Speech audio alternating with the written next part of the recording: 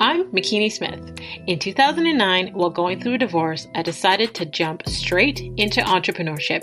In 2012, I lost my sister and asked myself, what legacy do I want to leave behind? Since then, I've become a serial entrepreneur, helping other women publish their books, produce their podcasts, and reach their big goals to walk in their greatness. I realized the importance of sharing our stories of resilience and how it can be another's guide to walk in a manner worthy of their calling. We are blessed to be a blessing, so get ready to be blessed with an inspiring testimony.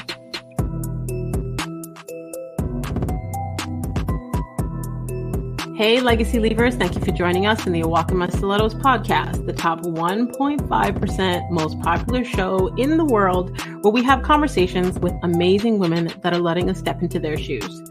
I help women to own their voice so they can create impact, prosperity, and legacy. I get inspired when I see another woman succeeding, but what interests me more is her backstory and her mindset on how she got there. So today's guest is about to bless us with her testimony, and since you're already here, you may as well subscribe. Today we have Michelle Anna. She's a lifestyle influencer and founder of the Flourish Effect, where she helps creatives to flourish in their soul, biz, and community. Michelle Anna is the creator of lovemichelleanna.com, a platform designed for the modern woman seeking inspiration for her lifestyle, beauty, and soul. With over 7 million views on YouTube, 6 years of social media marketing experience with corporate clients, personal brands, and nonprofit organizations, it is no surprise that she has founded the Flourish Effect. Please welcome to the show, Michelle Anna. Oh, thank you for having me. I'm really excited about our conversation today. Thank you so much for just agreeing to have this conversation, come on and to share your gems with us. I've been following you on Instagram since like 2020, and wow. I love watching your journey. 2020. Oh gosh. So thank you. Thank you so much. Of course. So I love to start the show with a bit of a icebreaker question, because I believe that, when we're kids, we have these vivid imaginations of who we want to be and what we want to do before society and our families unintentionally, try to limit our beliefs of what's possible. So I would love to know, before you got to where you are presently, what did you want to be as a little girl? Oh my God. I don't think I've ever been asked this question. It's funny because I think I wanted to be like an artist, like a gospel artist or like a singing artist of sorts, because I would have concerts for days. Like literally I would have my dolls and my teddy bears and like I would sing in the shower. Performance. I was it. Okay. So yeah, that's so funny to think back to that. It's been a while since I thought about that. I love it. Okay. So have you done any singing professionally? Oh gosh. So, I actually got accepted to a gifted and talented school when I was younger for performing arts. So, I come from a performing arts background. I think it kind of like shows in my creative work now, like, you know what I mean? Yeah. So I've always been a performing arts student and always a part of like the church plays and like the school, when they had theater and stuff like that. So that was always a part of me. So yeah, like that's kind of like where it shows up now. So I feel like those skills show up in just the things that I get to innovate and the things that I get to kind of do. Yeah. Okay. So share with us how you got to where you are presently. What's the journey been like for you? Tell us your story. Oh, that's such a loaded question. Because, where I am right now, I still feel like there is so much more. And I honestly, truly, I feel like it's just the beginning, because I feel like there are levels to healing, and it's just now that I'm experiencing healing and freedom at this level. And if I've done all that I've done with the Lord and all the glory to God at this point in my life, to this point in my life, man, like I feel like I've only been operating at like 20%, you know what I mean? Or less than that. So just like in a general sense, my story of like kind of like where I got to here, I'll start back in my early 20s. When I first got married, I was very young. I was 21 year old, and I was married to a man in the military. So although I was in school, I had to also think about the options that I was presented with in terms of career. Like I had to finish school. He was like, no, we gonna finish this. Like we're gonna finish this, but also like, what was I gonna do with my degree? At the time, I wanted to be a criminal psychologist, but the Lord took me on this whole journey. I actually started working for a law firm, and I found out that I hated it. But I only had like one semester left to graduate. And I was like, well, I might as well graduate. And that was around the time where I started kind of playing around with YouTube and just entrepreneurship in kind of general. And I was about like 24, 25-ish, around that age. And I remember thinking like, okay, I need to have some sort of side gig, some sort of something, just in case, like with military moving around and stuff like that. I need to make sure that I'm good and I can contribute, and that my work isn't just like, at a brick and mortar or in one location. And so that's kind of like where the beauty and the YouTube started happening. And I had no idea that I had this like organic love and just passion for delivering a message, or even just like, at the time I didn't know this was what it was, but authenticity, like just showing up and like being like, hey, y'all, I'm trying to figure out what to put in my hair because I'm having a bad hair day and I'm trying to figure it out. And this is what it is. So here I am. Here's this product, And so it started at that. And then I started to introduce vlogging, which essentially is just like an informal video where you kind of take your viewer along for your day or your life. And so you introduce them to your life. And one of the reasons why I wanted to do that was because growing up north, in the Northeast, specifically like the New York, New Jersey area, I wasn't really exposed to like a military lifestyle. Like I really didn't know a lot of military families. I didn't know like what to expect. And so everything was so new for me at the time. And so I was like, you know what? I'm going to show people like what it's like to be a military wife. Like my husband, working all these hours, and have to come home and go to sleep. How do you manage that? Like you're excited to see your spouse, and then it's like, you can't even hang out because he's tired, So it's like those kinds of things that I was learning in real time. And so, when he suddenly and unexpectedly passed away in 2017, January 2017, I literally, my life was on display. Like I was literally like, how do I go back to, at that time I had built up a channel of, I don't even know how many subscribers I had at the time, but I was like, okay, Lord, like, what do I do with this platform? How do I continue this story? How do I show up? I don't know how to show up. Like, what do I say? What do I do? I don't know the answers. And it was in that unscripted grief that thousands, millions of people came to recognize like, wow, even when you don't know what the next step is in life, you just have to trust the process and also understand that you are human and that you're not going to know the end from the beginning. That's why we have God, And so I really attribute like my ability to continue to God's strength, the provision of the strength that he's given to me. And so that's kind of like where the journey has been in the last 5 years, where I landed in this, in this role of being single again, of full-time entrepreneurship. And that's kind of like where I find myself today in a general sense. Wow. I have goosebumps. Like, first of all, my condolences. I mean, you were so young when you became a widow, and then you had to process that grief publicly. Yes. So how do you think processing your grief publicly helped, I guess, the community, that impact that you were able to make? I think that, so this is my thoughts. I don't think that it's what everybody thinks, right? Growing up in church, I felt like everything had to be tied in a bow. everything no one was struggling. I didn't know what anybody was struggling with. I didn't know.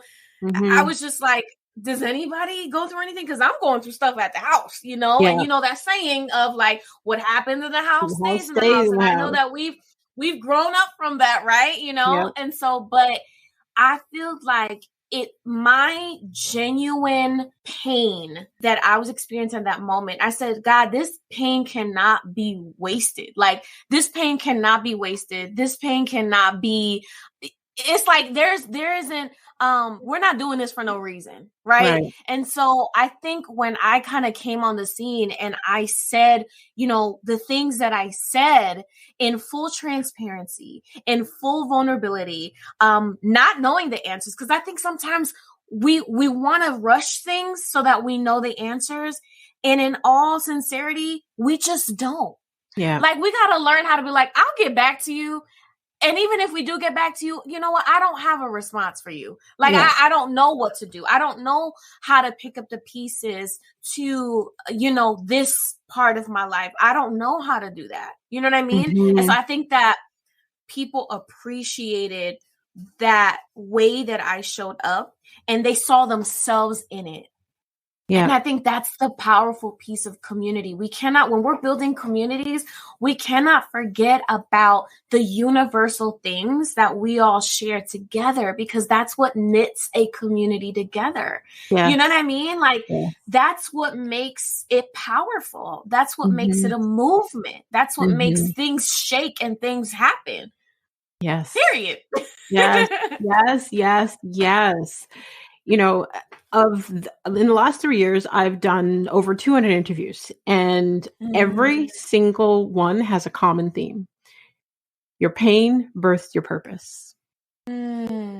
Every single woman that I've interviewed, including myself, has gone through some adversity or trauma or struggle that caused us to be who we are today, to want to help inspire and impact and build community. And I love how you just said it. Like, it's not like we have all the answers, but just us processing publicly, let other people who are watching going through it privately feel like they are not alone. Oh, and that's weighty.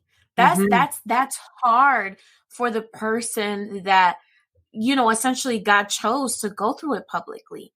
Because that means that you're essentially a forerunner. You're like, I know trailblazing and being a pioneer, like, it can be so like glitter and oh my God, I get to be trailblazing this. It's like, that's not really an easy task. Like, let's talk about the not sexy things about trailblazing. Let's talk about, you know, the sleepless nights and like, because of the pain of being the first to do stuff, right? We often talk about the glory of it, but what about the little like pieces of it? And so that's something that I can totally agree. Like, those pain points are universal, right? Like, losing someone, I have found people that didn't lose a spouse, but they have grieved a dream that they thought would be their life at this point, and they had to let go. Yeah. Yep. Grief is grief, right? Grief, you know, you have to process the loss of, whether it be the loss of a loved one that passed on, the loss of a loved one that's moved on to somebody else, the loss of the idea of what your life would look like. The pandemic forced a lot of people to deal with grief, the loss of what they thought was stability. You know what I mean?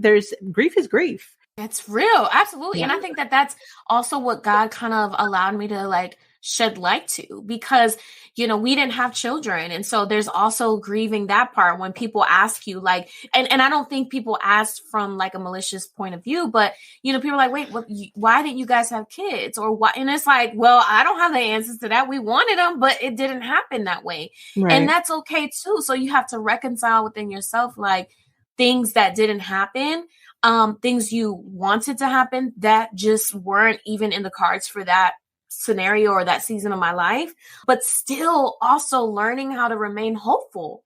How Yes. do you handle, what happens Yep. after? How do you then, loving again, or dreaming again, or trusting God again, and Mm. praying big prayers, and standing on the faith that he is going to come through?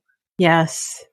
Yes. You are preaching right now. Like I can totally relate because, well, I can tell you like so many reasons, but in 2012, my sister passed away and we were like best friends. And then, I've been through, like, I'm 41 years old. So I've been through different kinds of breakups, but I had a breakup back in 2019, 2020 that I felt like seriously broke me, that I had to grieve and learn to trust God again and learn to be hopeful again and learn to love again. So, we go through the grief of situations, but it's the process of us learning to do those things again and having to do them publicly. Publicly. That's That is on a whole nother level. I do my best to always point people to Jesus, to God, because I cannot be the standard of, the Christian girl. Like, I just cannot, because I am human too. And I even, last year I talked a lot about just humanity and our humanity and God's mercy. I mean, we often talk about grace, but what about God's mercy? When you knew you deserved the punishment or whatever the case is, and he said, you know what? Mercy. Oh my God, that'll take me in all the way every time. Yeah. Okay, so what does authenticity mean to you? Because you've had to live through authenticity publicly to process your grief and to be able to help others and show through your lifestyle. So what does authenticity mean to you? Yeah, I mean, I literally teach this, and I just love to teach it with my clients, and even when I speak at, conferences and events, because I really do think that there's so much chatter about be authentic, be yourself, be authentic, authenticity, and it's like, okay, that's great. But what does that actually mean? And there's 5 elements of it that I always kind of hone in with people, right? It's your ability to be transparent, right? Allow people to see you, right? That's simply what transparency is. And by people, I mean your community. Your community could be your platform that you're building, or maybe even your local, neighborhood and just stuff like that. Because we can't forget about that as well. Then there's vulnerability, people to sit with you in a certain scenario or situation that's currently happening. And so I'm being vulnerable with you because I'm allowing you to not only just see me, but I'm letting you sit with me in this. And then there's the messaging of what you're actually saying when you're being yourself. Does it carry weight? Is there an impactful solution or end to this authenticity? That is, if you think about some of your favorite people that carry this just authenticity, right? Air about themselves, they have something to say.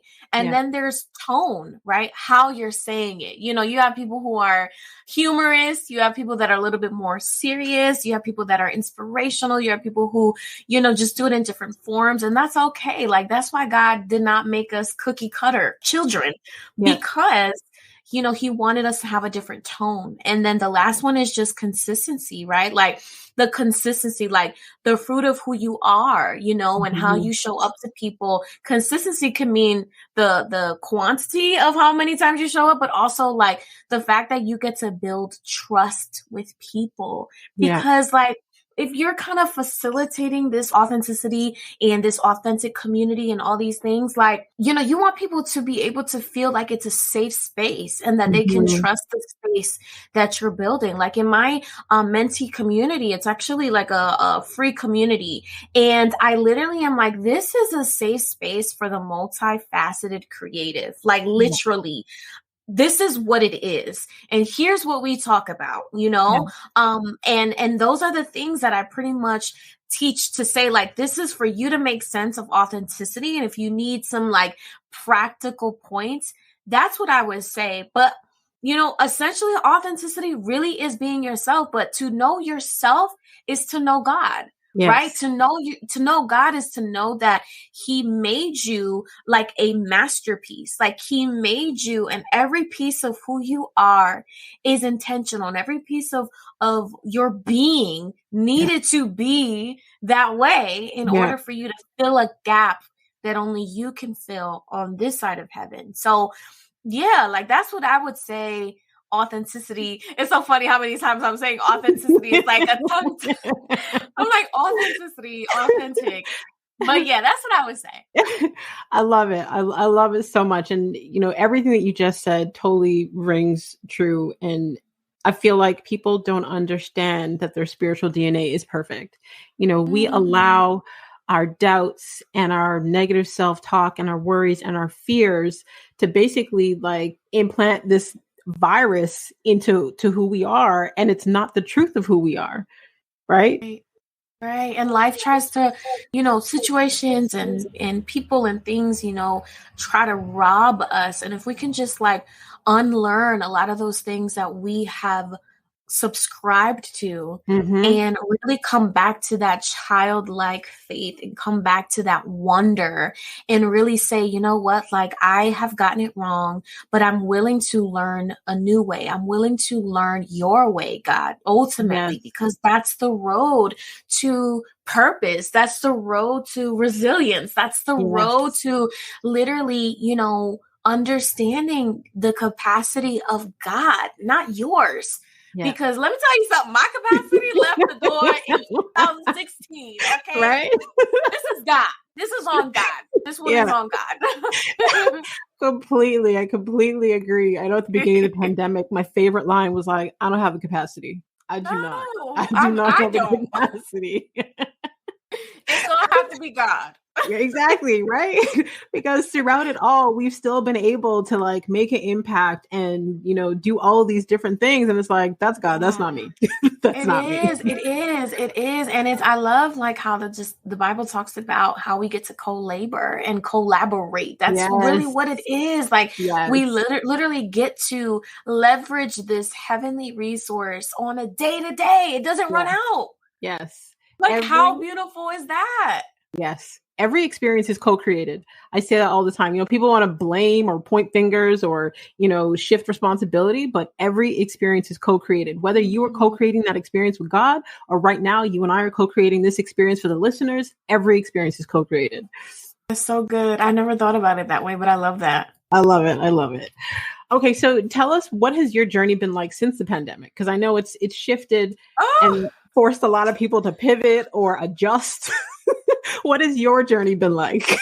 It's so funny because in February of 2020, I was going back and forth and back. I mean, I was traveling so much up until February 2020. I mean, all of 2019 into the year 2020, back and forth the East Coast, literally, because I had a client in South Carolina, which used to be my church. And, this organization, like I still needed to do work in New York. And so it was just traveling. And then it just stopped. But I remember the Lord speaking to me and he was like, you need to go back to New Jersey, like immediately. And I was like, what? What do you mean I have to do this? So I kind of like, wrapped up that project, that contract with the organization, did what I need to do and packed my bags and drove to New Jersey because literally I had my car down there. So I drove to New Jersey and a week later, and I was moving that weekend to my first apartment. God literally called me to full-time Love Michelle Anna world. He was like, no, you need to dedicate 100% to what you're building, what we're building. And it's time to literally go full-time. Cause I would have like, clients here and there, but like God was like, no, you need to focus on this and build it out. And I was like, what? Why? What is going on? Like, what is happening? And it was a whirlwind in that month because I was moving the weekend after I got home from from South Carolina. And I moved right into my place now. And it was just so many adjustments because I had never lived by myself. Now we're already quarantined. We can't go nowhere. And then I'm living by myself. So it was like a major adjustment because I do like my personal space. I do like my own little, like I'm good, like I'm really good. But I was like, oh, this is different. Like this is too much personal space. And so I had to really I was even going through, I think it was a little bit of like depression in a wave of depression. Cause I was like, oh my God, like everybody's talking about how they're with their family or they're with their, quarantining with their spouse or their parents and all these things. And I'm like, I'm by myself. Yeah. And we're built for connection. Yeah, exactly. Yeah. And so I just ended up making my purpose and like my work and everything the priority. And I was like, okay, what do I do? And so that's where the Flourish effect, actually, the inception of the Flourish effect came in May 2020. And it was from this need of teaching creatives that, especially creatives that maybe grew up in a church and maybe felt like outcasted or like underdogs or where do I use my gifts? I just don't feel like I fit in. How can I serve the kingdom with my gifts, yet like also do what God's called me to do and do what I enjoy? And so that's really where that like burden just came heavy. And that's when I started my podcast, and God has blown me away with that. I mean, we're approaching our 4th season in the new year, 2020. Congrats. Thank you. And I mean, it has reached over 60,000 downloads all over the world. And I'm like, what is going on? I don't know what I'm doing. You know what I'm saying? Like none of my clients, none of me, I have never done a podcast before. I just listened to them. Mm-hmm. And so God just gave me the strategy, the format, and I ran with it. I didn't ask any questions. I did my research. I did the back end work. And so 2020 was all about just this like, I don't know, like this entrepreneurship, just go at it, type of thing. And it worked. And I'm so glad that it did. And I'm so glad that I said yes and that I started it because it really is now a whole like community, and it has grown so much since a podcast. And I'm so thankful for that. So in a nutshell, I mean, 2020 came with its hard, like heart grieving things, but it also came with just restoration as well, in the form of understanding that a God idea can turn into an innovation that literally inspires a generation. And that's what happened.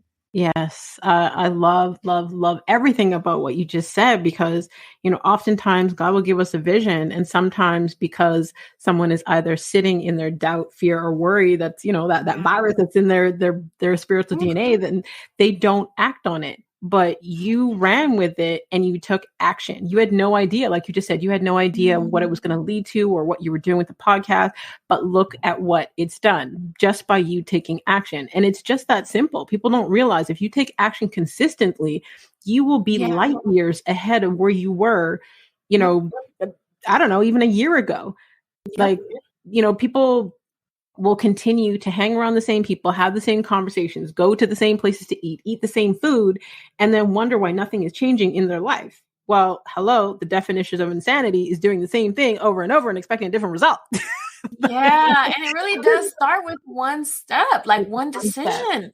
One decision to I mean, there's so many things that you can start with, like literally even just for me, the practice of journaling and dedicating devotional time is very crucial for me. It's very important to me for me to actually do that on a daily. Like I even now teach a class on how to journal, because I feel like there is a way.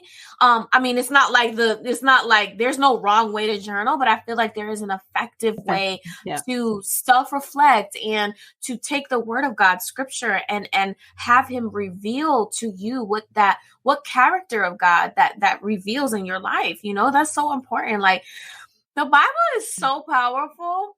Mm-hmm. I mean, there's some tea in there. You get a little tea. You get life application. Like there's just so much. There's so much in there. Wow. When you were talking about, just taking that one step, I was thinking about, a process that I work through with my clients where if you have that vision and you have no idea how you're going to do that thing, you're like, you know what, that's just a fantasy of mine. I don't know if I'll ever be able to do that. Ask yourself, am I willing and am I able? That's good. And once you ask yourself those two questions, it brings that fantasy in your mind, that vision, to a possibility. That now makes it a theory. And then that's how we can take that vision and make it a reality by just taking the steps towards that, right? Because everything is created twice. First created in the spiritual, then created in the natural. So in the spiritual, it's that vision that we've been given in our mind. So if you can see it in your mind, you can make it a reality. That's so good. And that's honestly how innovations are birthed. They come from those visions and those ideas. And you just have to, like, one, obviously what you said, be willing and able, and actually do what you need to do, because there's a reason why that idea came to you and not me. Yeah. Right? Yeah. Right. It's needed. Yeah. It's needed. It's needed. People always like, well, I don't know how to do this. Okay, well, make a grocery list of what are the possible things you could do. What are the things that you could do right now? And what action can you take today to move towards that? Sometimes we sit and overthink, and that's, why we procrastinate. We're like, oh, I'm overwhelmed, or there's too much, or I don't know how. Break it down to smaller steps. Yep. That's what I always say. Yep. Break it down. A lot of people use the term reverse engineer, see the thing, do the thing, and break it down into just certain goals that you can hit, because it's also a reward mentally. Yes. That you're like, oh my God, okay, I got this part done. Woo. Yeah. Something very satisfying about the end of the day and me like crossing it off. Oh gosh, it's so good, because I know I can look back at my day and I say, wow, I did that. I showed up today. And you know what? Sometimes it's one thing. Sometimes it's one thing. And for me, I have learned not to tie my worth, my self-worth, my identity to what I do. Yes. Like it just can't. It can't, because, child, I'll be in shambles. I agree 1000%. Okay, so how do you stay motivated? Oh gosh, man. I literally think soul care is the most important thing. Like, I feel like soul care. And so the soul is the mind, the will, and the emotions, right? And so when you think about those three areas, you got to think about, how am I tending to those areas? What is my maintenance plan for those areas? Like, how am I emotionally maintaining myself? Am I checking in? Like, girl, how you feeling? Are you just got to be honest with yourself. Like, sometimes I think we try to like be in like self-denial, but I think that you being honest and vulnerable with yourself and being like, dang, I really messed that up. How can I do better?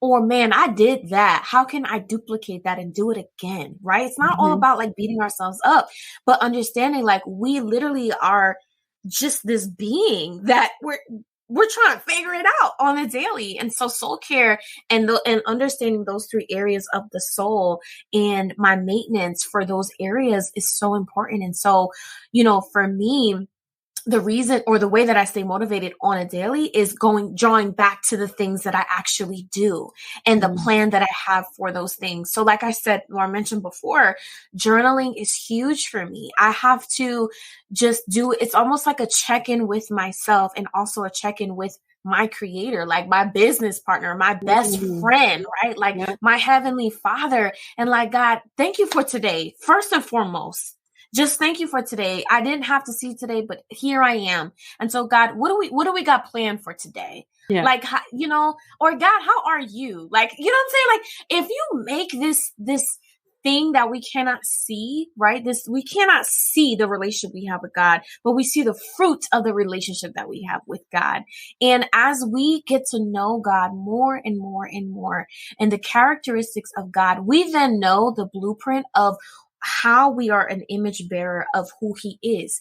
If we don't know the character of God and the characteristics of who he is, how do we know to be integral? Yeah. How do we know to be honorable? How do we know to be graceful and forgiving? Yeah. We have to understand that. And so I think for me, like motivating every day has my soul care.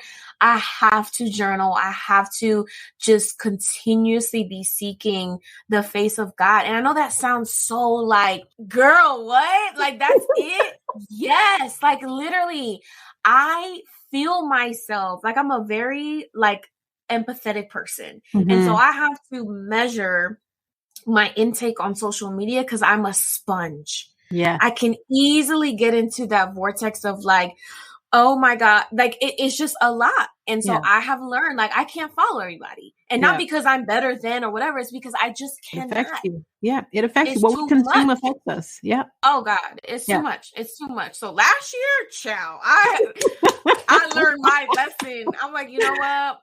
Love the shade room, but we can't do this right now. You know what I'm saying? Like, we can't do this right now.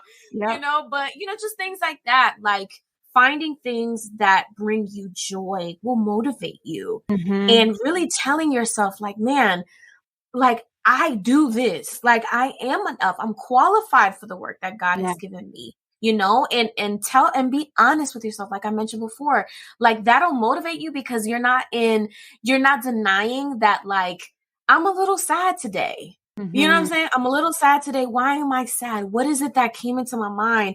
What is that that's sitting on my heart that is taking away from my ability to show up for my assignment, for my purpose? So believe it or not, acknowledging all those things motivate me because it means that I'm self-aware and I am trying to develop how I see myself. Yes. Your feelings are data. You know, people want to ignore their feelings and try to suppress their feelings and wonder why they feel depressed. They're not actually expressing what they feel. Like how we feel is a label for the vibration that we're on, us being connected to spirit. Like, you know, people want to disregard how they feel. Why are you doing that? That is information that is needed for you to process. Absolutely. Oh my God. And it's so funny. I had an episode and it was to challenge the people because I actually said feelings are not data. And it's only when you leave it like that, right? It's only when you say, you know, this is how I feel. But if you're not tapping into that feeling, right? If you're not saying, okay, what is the information behind this emotion? Then you're not doing anything, right? And granted, we're all on different learning trajectories. We're all on different, like we're being exposed to a lot of information. We're unlearning a lot. And so it's what you do with those indicators that's what's important. How do you follow up with that information to better yourself and better the experience of those around you? Yes. Yes, I love it. And I love that you broke down your soul care. I think it's important for people to hear that it's a regular process, a regular routine. The results are in the routine. You know, oftentimes people will think if they do something a 1-2 time, then that's how it works. No, we need consistency, right? We need that consistency in order to learn and to, like you said, to unlearn and relearn and to change the habits. Like, even if you tried to stop a negative habit without intentionally replacing it with a healthy habit, you're just going to replace that with another unhealthy habit. So we don't understand the importance of the things that we do on a daily basis. Like when I tell people what my self-care routine is, they're like, how do you have that much time? And it's like, honestly, if I don't do it, if I do not fill my cup, there is going to be nothing for me to be sharing from, right? Like I make sure I fill my cup and I serve from the saucer because there needs to be enough for me to be able to have the energy, for me to be able to have the capacity, for me to be able to have the level of empathy that I do have to deal with the people that I deal with. Like we can't have compassion for people if we're tired, exhausted, frustrated, overwhelmed. Right? Let me tell you something. This week, literally, I never do this, but I think it was yesterday. I woke up way later than what I usually or typically do on a daily. And there was like this like instant wave of like shame, like, dang, like, why didn't you wake up earlier? And then it was like, you know what? No, you were tired. Yeah. Like I literally woke up so well rested and I was like, oh my God. But I just remember feeling so tired when I went to bed, so exhausted. And really half the time, you know, our frustrations and our things is because we're tired. You just need a nap. You just need a nap. Take that nap, sleep a little longer, and you can wake up and refresh, you know. But I wanted to touch on something really quickly that you said that helps me and used to help me a lot with grief. And it's, you know, sometimes especially like in the holiday season or with certain dates, people end up having this tie to the date of the anniversary or a bad memory and grieving something. Mm-hmm. And what I have learned is I associate a day that may have brought a lot of heartache to me. I give it a new memory. Yes. I give it a new meaning. So it kind of goes with what you said before. I give it a new meaning. I give it a new, like, maybe I launch something, or maybe I just like literally give that day just a new assignment, because if not, I'm going to constantly be tied to what the pain was. And God has already freed me from it. He's healed me from it. And he continues to do that work in me until the day he come back and get me. Yeah.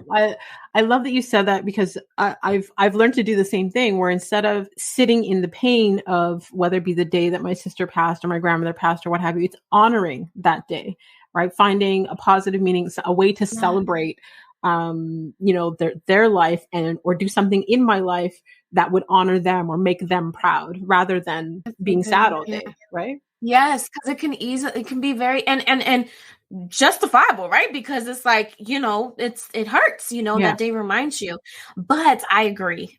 That's something that I have done too. And it's just super, like, I don't know, it's super cleansing to know, like, this person, first of all, this person would not want you out here like sad, So understanding that and really like tapping into that redefinition of that day is so powerful. I love that.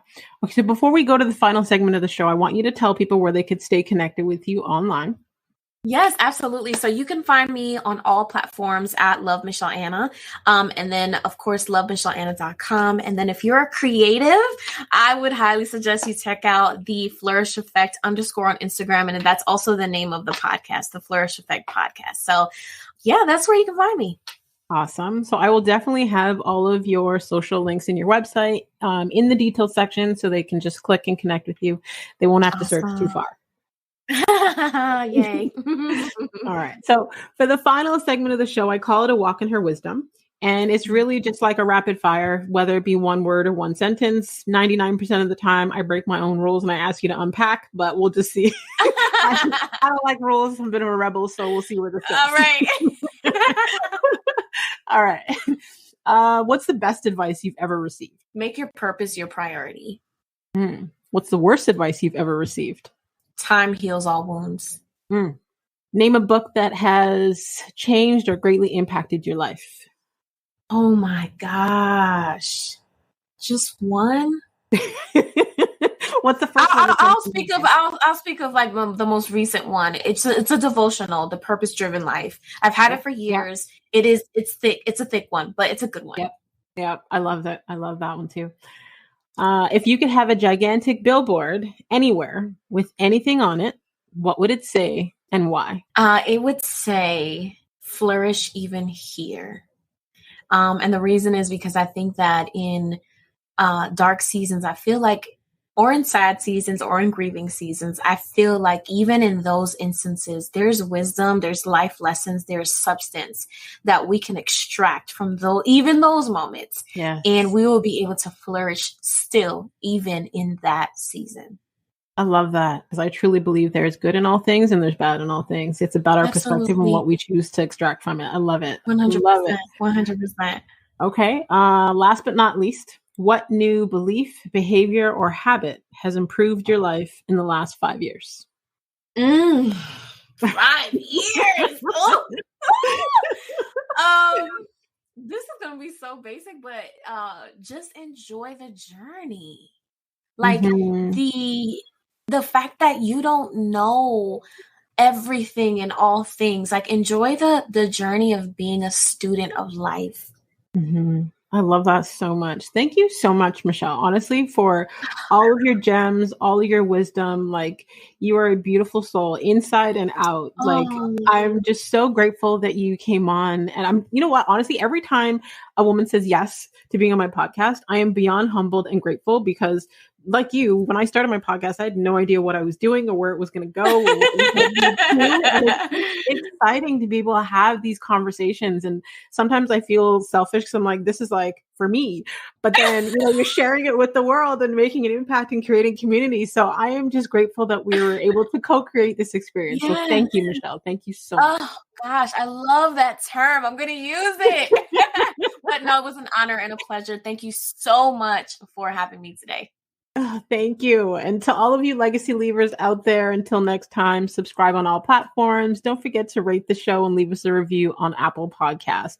And I just want to thank every single one of you that continue to listen each and every week to help us rank in the top 1.5% of most popular shows out of over 2.7 million podcasts. That's crazy. So if you could think of, I'm going to challenge you today to five women that would receive value from hearing Michelle's testimony. Please share it with them.